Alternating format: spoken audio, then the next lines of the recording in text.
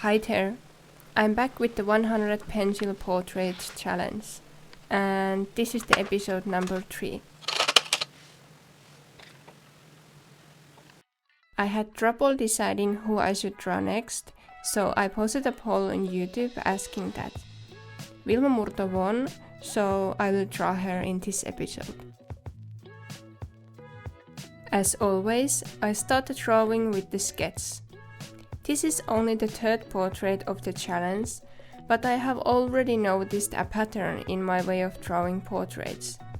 I usually spend the first 2 or 3 days sketching, and then I feel confident enough to try to start working with the details.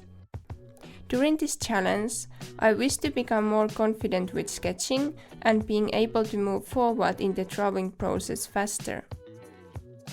When I was planning this challenge, I listed Vilma Murto as one of the 100 persons I would like to draw. The reason behind that is that for me personally, it was really exciting to watch her first victory in the European Championship in 2022.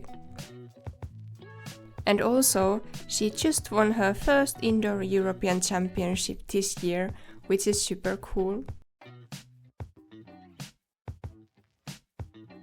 On a more serious note, I have to say that even if I'm not super active at following sports, I have still seen that the discussion and speculations about Vilma Murto have been sometimes inappropriate. Like seriously inappropriate. People have been commenting on her weight online and even in one of the Finland's largest newspapers.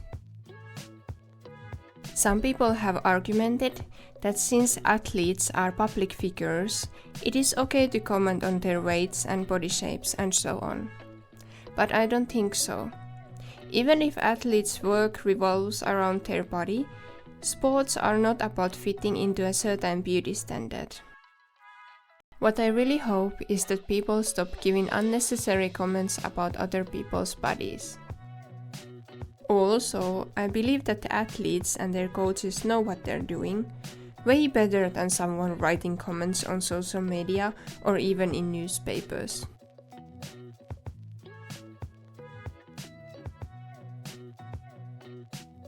While I have been ranting here, the portrait has progressed quite a lot.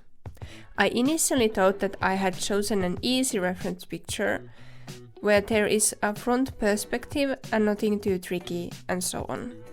However, this perspective ended up being difficult because there are complicated shadows and highlights. For example, one tricky part is the area under chin due to the lighting and perspective in the reference photo. Everything looks completely normal in the photo, but when you start to draw, it gets very complicated. Like, how do you separate chin from neck when lights and shadows are complicated and go against what you would expect from front perspective? Usually I kind of assume that the shadows are mainly on the neck area, when in reality there might be darker shadows also on the chin and highlights on the neck. Another tricky part is to get the hair to look realistic. The hair color is blonde, but the contrast in the reference photo makes the hair in the shadows look really dark, even black. It is challenging to make the hair to look so that the viewer thinks that the dark parts are due to the shadows and not the actual hair color. After 5 hours of drawing, it is time to reveal the final result. So here is the finished portrait. Thank you for watching.